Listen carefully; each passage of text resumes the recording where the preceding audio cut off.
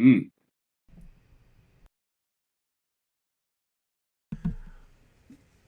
Welcome to Fjooken Enterprises. It's Wednesday, which means I am having a conversation. Today I have a guest, that being Josh the pilot of Cosair's Cove. Is that how it's said? Yeah. Welcome, heroes and villains, to Fjooken Enterprises YouTube channel. Take a moment, relax, stop your bickering, and just enjoy the show. So, I realized after I sent you the questions that I didn't ask the most important question. We're going to be talking about Warhammer Fantasy. So the most important question is, there are probably people that are watching this video that don't know what Warhammer Fantasy is or was. I don't know if Sigma is still a thing or not. But anyways, what is Warhammer Fantasy? What is Warhammer Fantasy? Shit. Warhammer Fantasy is a huge setting. It was started in the 1980s, I want to say. So it's about as old as I am. And it's the primary setting. It is the primary fantasy setting of the Games Workshop Warhammer world. I would say it was the primary setting, but then Warhammer 40k came along and sort of blew it out of the water. Both are huge in terms of lore. Both are tangentially related to each other in terms of continuity. Started what it is a world of elves and dwarves and humans and goblins and gnomes, and well, actually there are no gnomes, but yes, it is a Tolkien-esque fantasy world, loosely inspired by our world. You can pretty much point to every single race in it and go, they were inspired by the Mongols, they were inspired by the Japanese, they were inspired by old British and French Arthurian legends, that sort of era. And it is incredibly lore rich. It is incredibly lore heavy. It is. I mean, Warhammer was so Games Workshop was the sort of the thing that founded the term grimdark. I would not label fantasy grimdark, but it's getting there. It's pretty close, but it's not quite grimdark like 40k is grimdark. So hopefully that answers that question. Yeah. So I was originally going to ask you about the Human Empire or the Lizard Folk or one of the factions, but either because I am interviewing someone about the Warhammer deity Menenoth, or I'm interviewing people about Emperor's Children, I decided to interview you about the deities. So before we get into the questions of actually about the lore, what's the difference between a major chaos god, a minor deity, and the other deities? Oof. Okay. I actually had to do a little bit of research. I'm glad you sent me the questions beforehand. Major Chaos God, there are four. Khorne, Nurgle, Slan'eesh, and Tzeentch. And in the world, I would be burned at the stake for saying their names aloud, depending on where I was. The four of them are roughly co-equal in power, though it very much sort of sometimes one is ascendant, sometimes another. It is often very based on the success or otherwise of their mortal worshippers. And yeah, they are the four big ones. Minor chaos gods, it's more like that's the four in the pantheon, and the rest are aligned with them and are sort of more like major demons rather than an actual god in its own right. The one exception being, I can think of two really. Actually, there's Be'lakor, who is he had more than one attempt at being a god his own self, and they kept smacking him down. This is the problem when there's four of you. You don't want a fifth. So Be'lakor tried once or twice to become the Chaos God of Shadows, and they were having none of it. And then there is, of course, the Great Horned Rat, which we will probably get to later, who is not, who is technically a chaos deity, but only actually became a true deity, a chaos deity rather, after Warhammer Fantasy sort of ended and became Age of Sigmar. It was only going into the Age of Sigmar that it became, or the very final days of Warhammer Fantasy, that it became a true Chaos God. And the other deities that exist, there is no sort of set. It's not like they've got an Asgard or something like that. I don't think there's another level of reality that the deities live on. They are just sort of the chaos gods of the warp live in the warp, which is a whole different dimension. Where the others live, I don't know. It's just not really sort of talked about. Some of the, like, I believe the Eldar gods live in the fantasy version of the Webway, that sort of thing. But there is, every faction has its gods. The Eldar have quite a large pantheon. The dwarves have their creator gods, Grungi and Grimnir. The Empire has its god king, and also a bunch of other deities besides. Ulrich being the main one. Kislev's got Ursun, the bear god, and most of the both Sigma, both Empire and Kislev seem to worship some of the same. Like there's a bit of a crossbreeding there. Bretonnia is all about the Lady of the Lake, very poorly renamed, and those are the big ones that jump out to me. And then, of course, the lizard men worship the old ones, but the old ones were actually technically an alien race. Not actually true deities, but they was of godlike power. You know, what's the term? Any advanced technology would look like magic. And that's where you start to get the bleed between Warhammer Fantasy and Warhammer 40k. Because the old ones and the Necrons had a great war long before the Eldar came to being, and yada yada. So the difference between them is mainly levels of power and levels of malice. Would be the primary difference. Sigmar was a man who, I think the trick is, in this setting, most deities derive their sort of existence and power from being worshipped. And Sigmar became a god because of enough people thought he was. So I know in 40k that the Eldar had a massive orgy and other type of kink party in order to create Slan'eesh. From my research, that's not how Slan'eesh came into existence in fantasy. How did Slan'eesh come into existence in fantasy? This is one of the ones I had to look up. It is how he became, or she became, they became. Because Slan'eesh is a god. They exist beyond time. It is said that this is when they happened, but it's not actually given a date. It is how they were created, but they have always ever been. So they exist beyond our simple terms of time and space.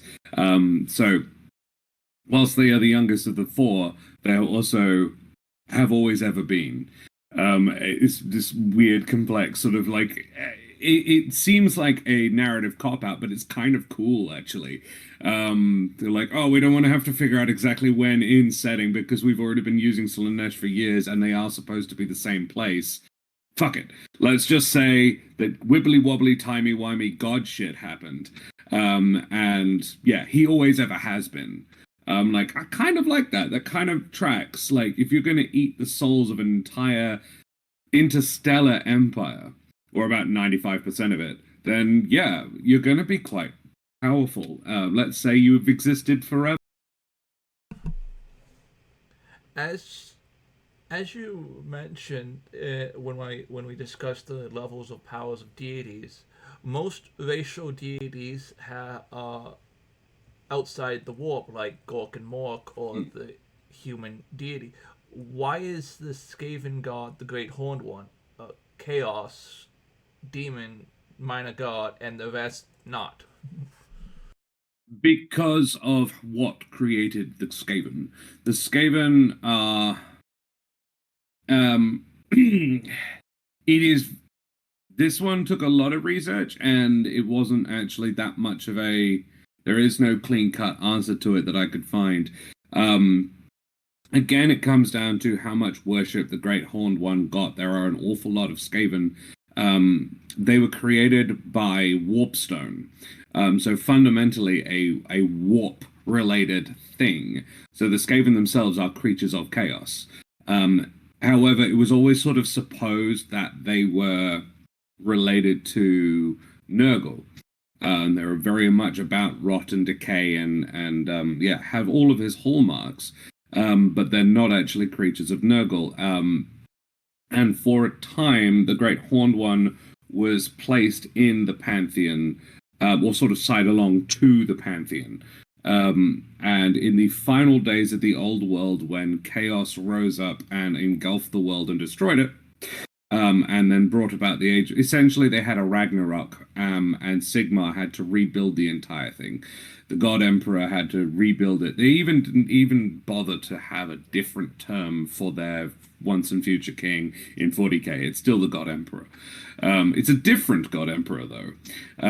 No, the Sigmar is never used.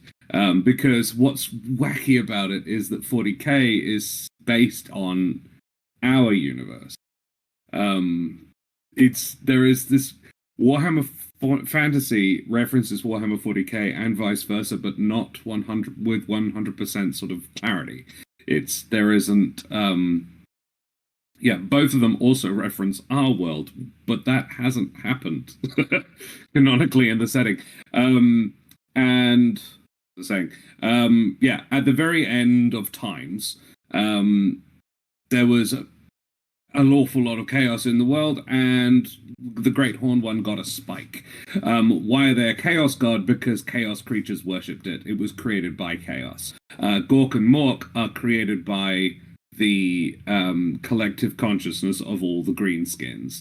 And there are some really good fan theories about it, because they also think the 40k God Emperor is still alive because of the same thing.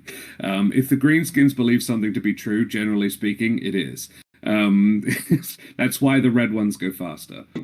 Gork and Mork as powerful as the four major chaos gods? The general supposition is not at all. Every video I've ever watched about power ratings, or every sort of every time I've had a look, they don't even come up. I think they're probably similar levels of power. Gork and Mork never really get a look in. When you're discussing sort of deities, they're rarely ever spoken in the same terms as the other deities. Gork and Mork are, one is brutal but cunning, and the other is cunning but brutal, is the way the orcs describe them. One is cunningly strong, and the other is strongly cunning. The idea is one will smash your face in, and the other will wait until you're not looking, and then smash your face in. And only an orc could tell them apart. Most orcs worship Gork, and then all this cunning, like the bosses and the shamans, they worship Mork because he's smarter. So yeah, I think that's probably. I hope that answers your question. In doing research for this interview, looking up Gork and Mork, I noticed that in fantasy, I don't know about Age of Sigma, but in fantasy, Gork and Mork have human worshippers. How does that work? Doesn't really. It doesn't work out for them at all. Gork and Mork only respect orcs. I've read of a couple of incidents of stupid idiot and like of the deity. So there are spells that they can cast that shamans cast that the deity literally stomps somebody. A foot comes down out of the clouds. And yeah, of the few instances of humans like paying that level of worship to an orcish god doesn't go well for the human. Most 99% of factions in Warhammer Fantasy have a deity of some type. The only one that I could find that doesn't are the vampire counts. Do you know why they're the only atheist faction? I don't think it's fair to call them atheists. They are immortal. So you know, when you don't actually expect to die ever, worshipping a god seems kind of pointless because it's all about an afterlife. But the Tomb Kings have deities. Yes. And one of them created the vampire counts. It is, yeah, Nagash is the big one of undeath. I would actually argue that the vampire counts probably still worship the human deities that they used to worship in life. Or at least, the thing is, and it's an argument I've had about in D&D as well, that it's tricky. Worship is a tricky thing when you know, it's not about belief, you know that the gods exist. You've seen evidence of their power. It's not like our wonderful God who doesn't show any proof. It's about like they've seen them. They go stomping around. So it's not actually like that when in throughout the empire in fantasy there's the cult of Sigmar, and their warrior priests can actually perform miracles, and they do it on the daily, all empowered by their god. They're not wizards. So the common man knows gods to be true. They know it's a thing. So worship isn't so much an atheist is not what they are, because an atheist doesn't believe in any deities. Atheists, this is very much a faction who knows the gods exist and don't like it, and would seek to put themselves among them. Manfred von Carstein very much wants to become emperor, then see if we can't go up from there. They are aware of beings like Nagash, who is himself not technically a god in the original setting, but he is essentially the creator of all undead, so what did that make you if not a god? And he set in the motions the Lamians, who were some of the first vampires. So why don't they worship anybody? Probably because they want to be gods themselves would probably be the answer. But they definitely are aware of, and I suppose the simple answer to your question is arrogance. Why do they not believe in gods? Because they want to be gods themselves, not because they don't know that gods exist. They absolutely do. I will admit, atheist was probably the wrong word, because it's no. undeniable that gods exist. This interview went longer than normal interviews, but I wanted to take part in it, but I also didn't want to take up more time than usual. I didn't want to make a 40-minute interview. So, come back next week for part 2.